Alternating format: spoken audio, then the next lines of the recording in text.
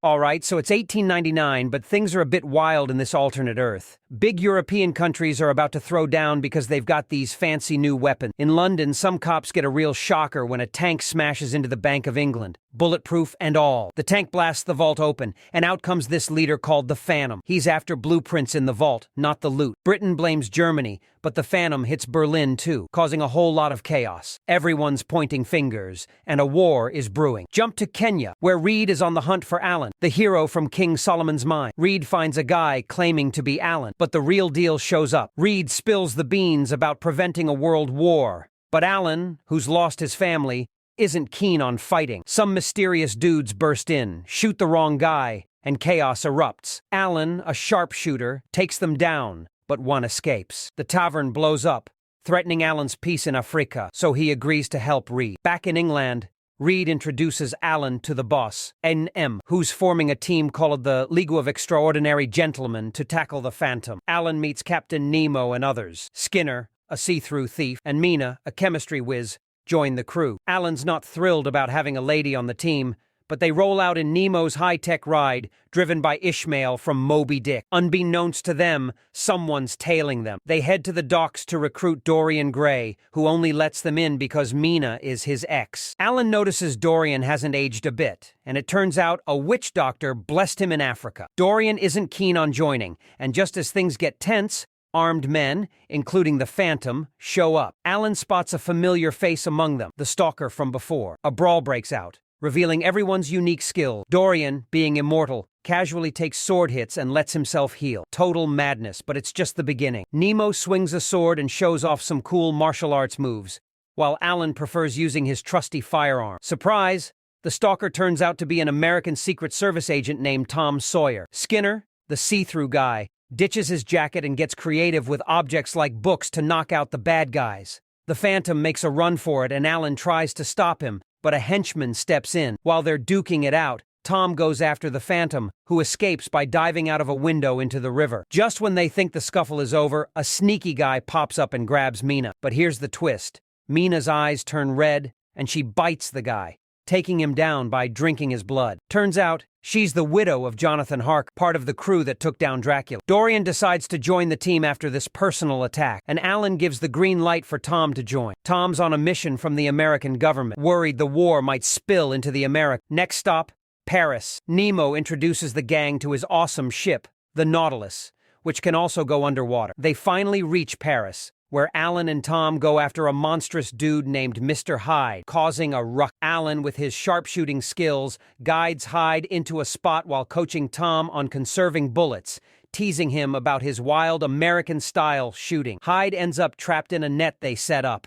and back on the Nautilus, the team works hard to secure him. Despite their efforts, Hyde manages to shake off some crew members. While trying to calm him down, Skinner falls, and Dorian steps in to help, accidentally scratching him. Alan strikes a deal with Hyde. If he helps them, he'll get a pardon from the Queen and can head back to London. Hyde agrees, and his elixir wears off, revealing the shy Dr. Jekyll. Now that the team is complete, the Nautilus transforms into submarine mode, heading to Venice with a copy of the stolen blueprint. Living together has its challenge. Alan gets annoyed with Skinner for not wearing his coat. Mina is unsettled by Nemo's worship of the goddess of death, and Alan is more afraid of her than any religious statue. One day, as the Nautilus returns to ship mode, Alan tries to teach Tom to be more precise with his shooting. When Tom brings up Alan's deceased son, Alan decides to step away. Nemo and Ishmael find some strange powder in the control room, and a book closes on its own. They give the powder to Mina, who figures out it's the stuff photographers use for flashes. Dorian spills his secret to Mina about his magical portrait that ages instead of him. There's a bit of flirting and a broken glass that cuts Mina's finger. The smell of blood gets Mina all excited, and they end up kissing. Jekyll, watching from afar, gets a bit jealous. His Hyde side starts acting up,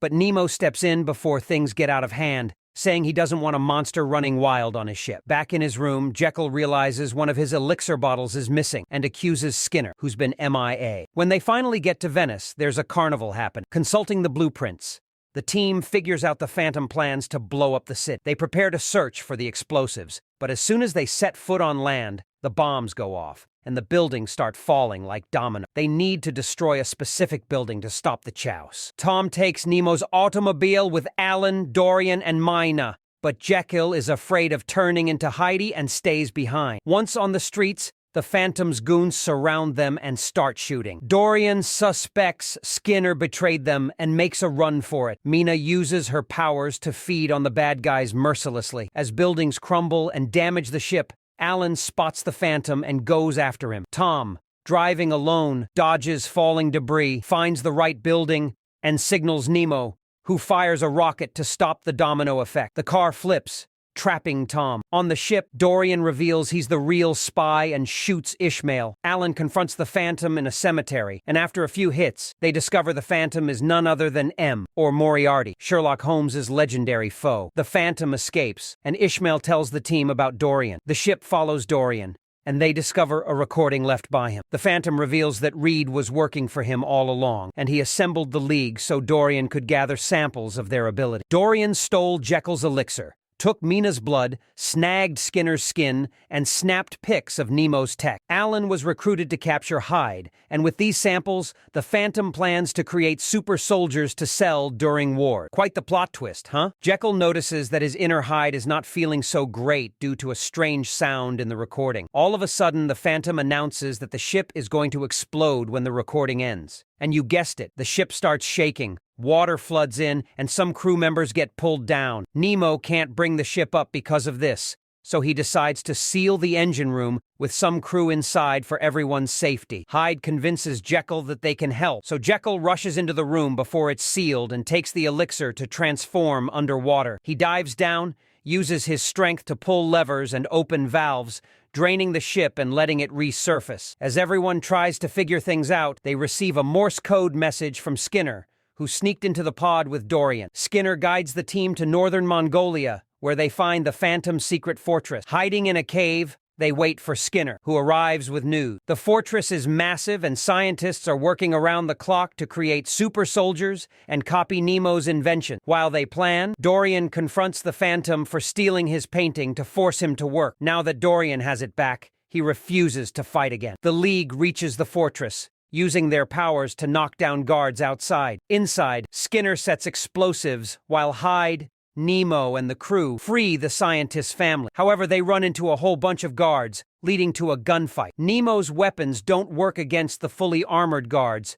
but Hyde uses a big metal door to deflect bullets. This gives Nemo a chance to fight with his sword and release the scientists. Meanwhile, Mina and Dorian have a blade fight, but no matter how much they slash, their wounds keep healing. Mina notices Dorian's magical painting, distracting her. Dorian tries to nail her to the bed with his sword, but fails to get her heart. Mina surprises him, impales him on the wall with his own sword, and forces him to look at his paint. The spell breaks, and Dorian ages until he passes away. Alan and Tom go after the Phantom, who's overseeing a box with the League's sample. They corner him, but a guard shows up, forcing them to dodge an attack. The Phantom escapes with the box. The duo chases after him and runs into an invisible man in the corridor who turns out not to be Skinner and attacks them suddenly. While Alan is on the hunt for the Phantom, Tom takes on a new invisible foe, but he's using up too many bullets. Suddenly, an armored soldier with a flamethrower shows up, causing chaos. The real Skinner jumps in,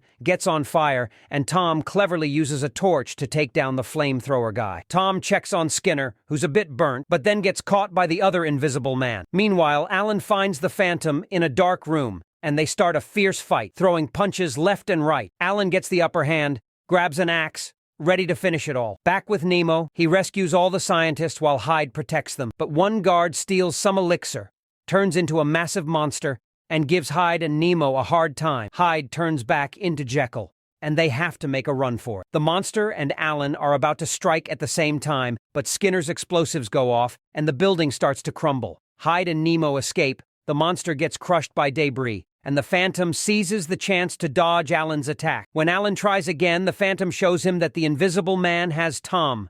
Alan turns to save Tom, and the Phantom stabs him in the back before making a getaway. With Alan's glasses broken, Tom picks up Alan's rifle and, using his teachings, manages to take down the Phantom from a distance. Sadly, the box with the samples is lost in the water, and Alan shares a poignant message with Tom about the new generation taking over before passing away. Later on, the League buries Alan alongside his family in Africa, leaving his rifle on the grave. Despite the loss, the group decides to stick together and embark on a new adventure. After they leave, the witch doctor from Alan's Tale arrives to perform a ritual, making the grave shake. Quite the journey, don't you think?